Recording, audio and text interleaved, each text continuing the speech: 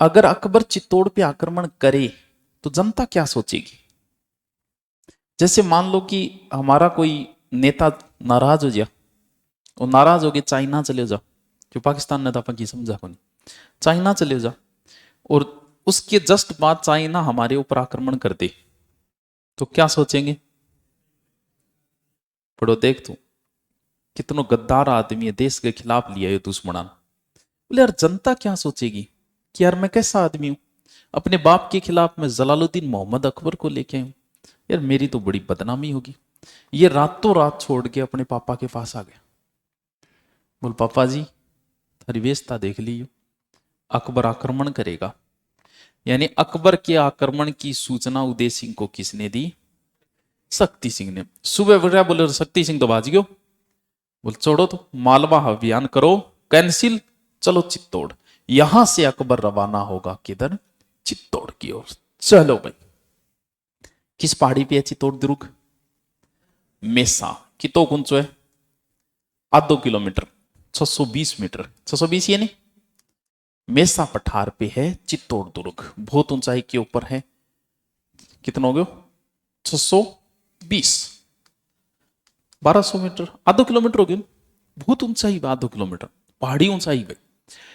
उदय सिंह को जैसी ही सूचना मिली, उदय सिंह ने तुरंत आपात मीटिंग बुलाई और सभी राजपूत सरदारों को इकट्ठा किया। बोल भी अकबर तो आक्रमण करेगा, क्या करना है? तो अलग अलग राजपूतों ने, सरदारों ने अलग अलग दी कि लड़ाई करेंगे, ऐसे करेंगे, वो करेंगे। लास्ट में सरदारों ने डिसाइड किया कि महाराणा जी आप तो परिवार सहित चले जाओ पहाड़ियों में, और दुर्ग जो है वो हमारे भरोसे छोड़ के जाओ। उदय सिंह, वो इतिहास में कहते हैं कि उदय सिंह जाने के पक्ष में नहीं था। तब मुख्य मुख्य जो राजपूत सरदार थे, जिसमें एक तो था जयमल। ये जयमल राठौड़ है, मेड़ता का है, मीरा का भतीजा है। ये मेड़ता का राजा था, और अकबर ने मेड़ता पर आक्रमण किया था 1562 में, और मेड़ता को अपने कब्जे में ले लिया। तो वो यहां से किसके पास आ गया था? उदय सिंह के पास। ये अकबर की एक तो ये जलन भी थी कि तूने शरण दी है किसको? जयमल को। अगर महाराणा नहीं है तो मेवाड़ का काम कौन संभालेंगे? चुंडावत। तो चुंडावत कौन है? फत्ता चुंडावत। कुछ और मुख्य राजपूत सरदार है, जिनमें एक है डोडिया सांडा, ईसरदास, बल्लू सक्तावत। ये मुख्य मुख्य वीर सेनापति है। बोले आपको चिंता करने की जरूरत नहीं है, एक से एक बढ़ के वीर हैं। जब तक हम जिंदा हैं अकबर अधिकार नहीं करेगा, आप परिवार से ही निकल जाओ, क्योंकि वैसे ही बहुत लड़ाइयां झेल ली है, इसलिए आप सुरक्षित निकल जाओ। तो कहते हैं कि उदय सिंह इनके भरोसे चित्तौड़ छोड़ा, और यहां 8000 राजपूतों को छोड़ दिया चित्तौड़ की रक्षा के लिए, सैनिकों को, और स्वयं कहां निकल गया? पहाड़ियों में। ठीक है, अकबर आ रहा है, अकबर का रास्ता है अकबर कोटा, कोटा से होते हुए गागरोन, गागरोन से होते हुए मांडलगढ़, और फिर पहुंच गया कहां? चित्तौड़। कब? अक्टूबर 1567।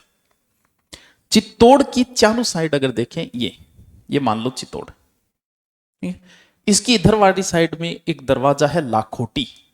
जब अकबर आया तो इस साइड में आके रुका। कब आया है? अक्टूबर 1567। अंदर कितने सैनिक है? 8000। अकबर को किसी ने सूचना दी कि उदय सिंह नहीं है चित्तौड़ दुर्ग। ये तो बड़ी खुशी की बात है, खुशी की बात किया।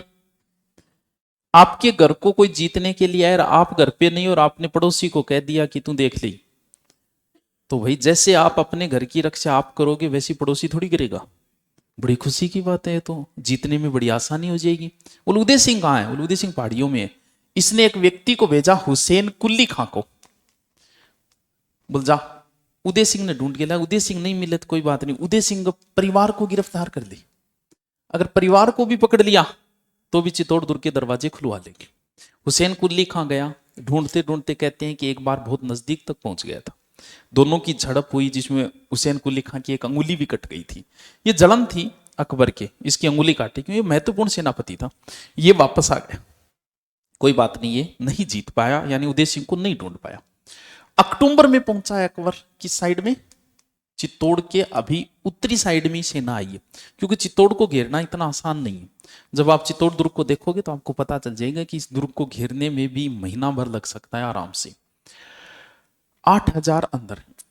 अकबर ने इसकी घेराबंदी का आदेश दिया कि घेरो डालो चारों मेर। एक दल इधर आया जिसमें टोडरमल वगैरह। ये कौन सी साइड है? पूर्वी। पूर्वी साइड में सूरज उगता है, तो यहां दरवाजा है सूरज पोल, यहां पे सेना गिरी। थोड़ा समय और लगा, और दक्षिणी दरवाजे को बोलते हैं दक्षिणी बुर्ज, सीधा ही चित्तौड़ी बुर्ज बोलते हैं। दक्षिणी साइड में आसफ खां के नेतृत्व में दक्षिणी साइड, इधर वाली साइड छोड़ दी क्योंकि इधर वैसे कुछ था नहीं। 3 साइड से, लगभग चारों साइड से गिर चुका है चित्तौड़। सेना चारों ओर। इस समय भी लगभग महीना भर लग गया। क्या आ गया? नवंबर 1567 बख्शीश खां के नेतृत्व में घेराबंदी शुरू हुई। उस समय की जनता अकबर को क्या समझती है? अकबर से पहले कौन था? बाबर। बाबर ने क्या किया भारत में? तैमूर का ही तो वंशज है। तैमूर के बारे में तो सबको पता था कि भारत को किस प्रकार लूट के गया। ऐसा कहते हैं कि तैमूर अगर 5-7 बार आ जाता ना तो भारत की जनता को ही खत्म कर देता वो, क्योंकि उसका काम ये था, आओ जो बच गए उनको एक जगह गिरफ्तार करो, फिर उन सबको काट दो। तो अगर 5 बार आ जाता तो शायद लगभग जनता को सल्टा देता तैमूर। तैमूर का ही वंशज कौन है? पानीपत में क्या किया था उसने? सभी के लोगों की सिर कटवाई थी, गाजी की उपाधि धारण की। तो क्या है एक बाबर? क्या है? एक लुटेरा। जनता की नजर में बाबर एक लुटेरा है। बाबर का बेटो हुमायूं, हुमायूं को जनता समझ ही नहीं पाई। 15 साल तो आप भटक तो रहे हो। अब आया अकबर। अकबर ने भी अभी तक ऐसा कोई काम नहीं किया कि जनता का विश्वास जीत सके। तो जनता अकबर को एक लुटेरा समझती है। आसपास की जनता को सूचना मिली कि अकबर आ रहे, तो डर था। अकबर आने का मतलब ये जनता को पकड़ो, मारो, गिरफ्तार करो, दास बनाओ। तो जनता को जैसे ही पता चला, जनता सारी रवाना हो गई चित्तौड़ दुर्ग की ओर। क्यों? क्योंकि राजा ही, जब आपके संकट आएगा तो रक्षा कौन करेगा? राजा करेगा। तो सारी जनता चित्तौड़ की ओर रवाना हो गई। काम कौन संभाल रहा है? मुख्य काम जैमल, और दूसरो मैन है फत्ता। जैमल को काम इसलिए दिया गया कि जैमल एक तो अनुभवी आदमी था, राजा रह चुका है मेड़ता का। दूसरा, जैमल दुश्मन भी है अकबर का। क्यों? अरे भाई, उसके देश पे कब्जा किया है अकबर ने, तो ये दुश्मन भी है। जैमल ने क्या किया? चित्तौड़ के दरवाजे खुलवा दिए, आने दो जनता को अंदर। अब बाहर से लगभग 50,000 समथिंग जनता अंदर आ गई। अब क्या करा? जनता आई है रक्षा के लिए। अब चित्तौड़ दुर्ग, थोड़ी देर बाद चित्तौड़ दुर्ग चारों ओर से बंद, लॉकडाउन, ना अंदर से कोई बाहर आ सकता ना बाहर से कोई अंदर। 50,000 तो हो गई ये, 8,000 हो गए ये, इसके अलावा इनकी पत्नियां, इनके बच्चे। लगभग चित्तौड़ की जनता पहुंच गई 60,000 के पास। लड़ने वाले 8,000 ही है, बाकी तो बस शरण लेने के लिए आए हुए हैं। जनता पहुंच गई इतनी। मैनेजमेंट तो वैसे ही बिगड़ गया, क्योंकि राजा अपना जुगाड़ रखते थे, 1-2 साल का खाने पीने की व्यवस्था रखते थे ताकि दुश्मन से गिर जाएं तो हम लड़ सके। अब यहां मैनेजमेंट पूरा बिगाड़ दिया जनता ने। तो जैमल ने आदेश जारी किया कि खाना जो है वो 1 वक्त का ही बनेगा। 2 वक्त का खाना सिर्फ कौन खाएंगे? या तो बच्चे खाएंगे और या फिर सैनिक खाएंगे। खाना सारा एक जगह ही बनेगा, ताकि कल को नौबत अगर जोहर की आ गई तो लकड़ियां कहां से लाएंगे। इसलिए खाना एक जगह बनाओ ताकि लकड़ियां भी हम बचा सकें।